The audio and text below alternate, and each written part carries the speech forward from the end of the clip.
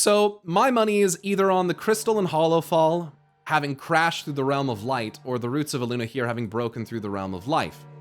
So he's talking about the anomaly. It's either the crash, or maybe it's the roots of Aluna here.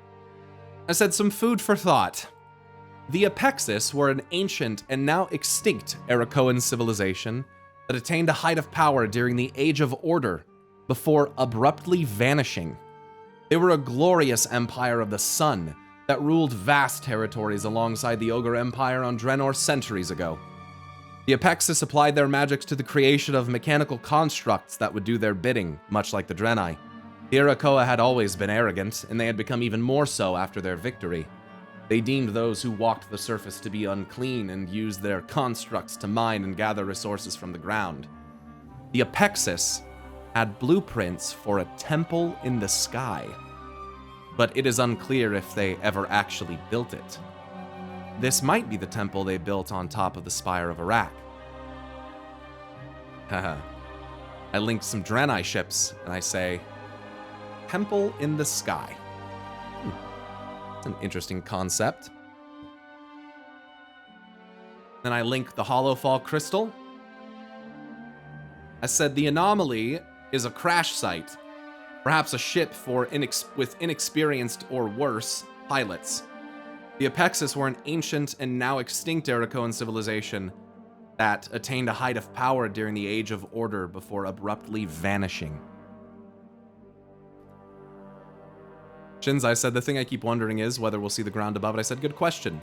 Before abruptly vanishing. They disappeared, for those not following. I believe it's because they built a ship and got the fuck out of here. And then we find them later, in Thaldraszus. Denotier says, did anyone analyze the patterns on the crystal surface? Does it resemble anything? I said, yep. It looks extremely similar to Dranic or Apexis ships and light tech. Shin said, yeah, until you pointed it out in Thaldraszus, I assumed they were just there as a fun nod or something. So for those who don't know, the Apexis Arakoa are literally in Thaldraszus. I said they're in Thaldraszus for a reason. So for those who aren't grasping what I'm trying to say, the Apexis are a super ancient civilization from Draenor, which was found before Azeroth by Agrimar. And about 1,200 years, or I want to say it was like 2,000 years actually, before the opening of the Dark Portal, was like the height of their civilization. So time is we're going to get into this, but Jaybird says, whatever it is, it's not natural. It's absolutely made with intent, artificial, constructed. He's talking about the crystal. I said the Apexis are just in the wrong place at the wrong time.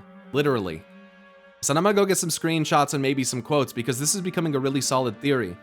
What will help this click for some of you is the realization that light-powered Draenei ships can transcend time and space and even travel through the twisting nether. So if the Arakoa, who spent a ton of time observing the Draenei, could replicate it, they could build their own ship and leave Draenor. And their arrival may not have been as precise in regards to the time and place that they wanted to land. That's why, in my opinion, it looks like a crashed ship.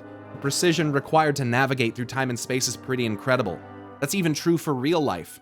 We miscalculate a trajectory and the satellite is literally lost forever. Shin says it's insane. Jay said if the Hallowfall crystal is Apexis in nature, it can't also be the anomaly mentioned in the observational report, I don't think. Those particular timelines don't add up unless the flight of the Apexis caused weird time shenanigans, which I believe it did. That's what I'm trying to point out. The Apexis worshipped the sun. Like, the Hallowfall crystal is acting as an underground sun.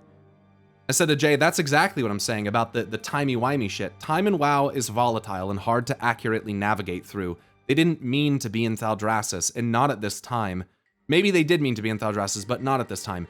Their very presence is an anomaly. Shinzai says, the Lost in Time bit's basically verified by Thaldraszus. They're on Azeroth at some point in time. Do you know what happens if a mage in the lore has no experience and uses Blink, he can get stuck in walls? Yeah, that's kind of what I'm saying. So yeah, you're following here. So listen to this. I said, only with time shenanigans can someone be in two places at once, even if them being there is but an echo. The fact is this. They made it to Azeroth. Period. the Apexis shouldn't be here. Let that sink in for a second. The Apexis should not be on Azeroth, but somehow they are here, in Thaldraszus. How did they get here? It proves they navigated here somehow from Draenor. So we have the general place, but the wrong time in the case of what we see in Thaldraszus. I go and I take pictures of them. Time-lost Sunseeker. There's also constructs around here that they have summoned that they're using, that you fight. I said time-lost Sunseeker. Sunseekers, by the way, they came to the brightest light in the cosmos, Azeroth. So, point of order, Jay says, there are a large number of time-lost Arakoa in Outland, and I can't find any supporting lore that explains why they're time-lost. And I said perhaps it's because Outland is broken from reality, hanging in the twisting nether, no longer truly adhering to a traditional sense of time. Or maybe they ended up there after something that the High Arakoa did.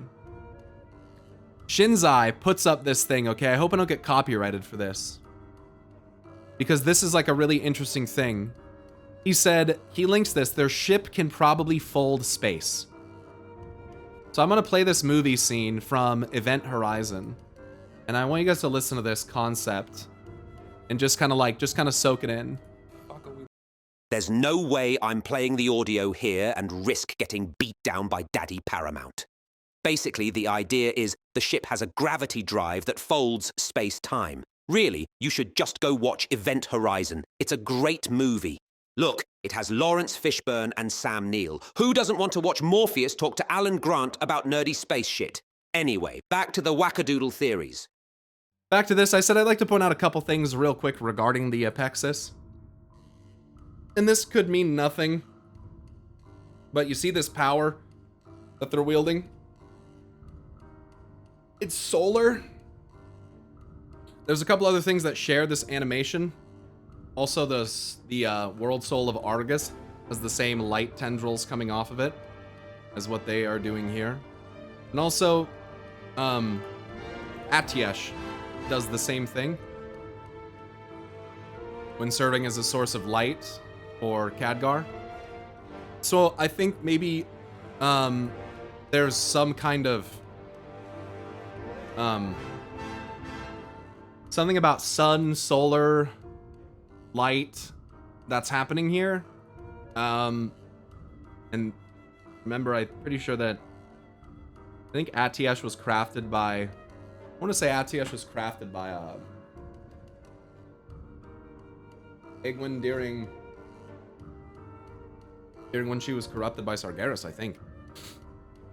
Jaybird, so Jay makes a good effort of challenging to make sure that we're not getting ahead of ourselves. Jay said, I have an obnoxious question, please don't bully. Do we have an in-game confirmation that those time-lost Arakoa are definitely Apexis, or is that part speculation? Shin says, I think the way they look is soft confirmation. I said, I mean, yeah, they're sun-worshipping Arakoa. Shin says, the clothing is a mix of void and light and arcane colorings. I said, who are on Azeroth somehow. The Apexis are easily identifiable, and I link some of their shit.